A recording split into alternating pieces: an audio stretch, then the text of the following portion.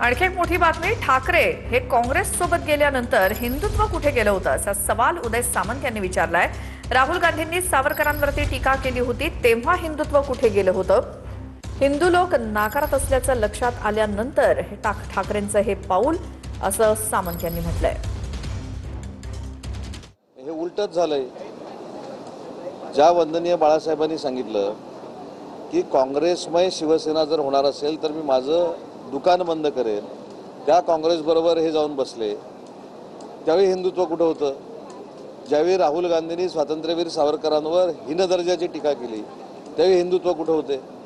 त्याचा आधार घेऊन पुन्हा एकदा आम्ही हिंदूंचे रक्षक आहोत असं सांगण्याचा जर कोण प्रयत्न करत असेल तर महाराष्ट्रातल्या जनतेला आता सगळं हे कळून चुकलंय। आपण काँग्रेस बरोबर गेल्यामुळं हिंदूचे रक्षण करते जी लोक आहेत किंवा हिंदुत्व जपणारी जी लोक आहेत किंवा ज्यांच्या नसानसामध्ये हृदयामध्ये हिंदुत्व आहेत ते आता आपल्याला नाकारायला लागले, हे लक्षात आल्यानंतर या सगळ्या गोष्टी घडतात।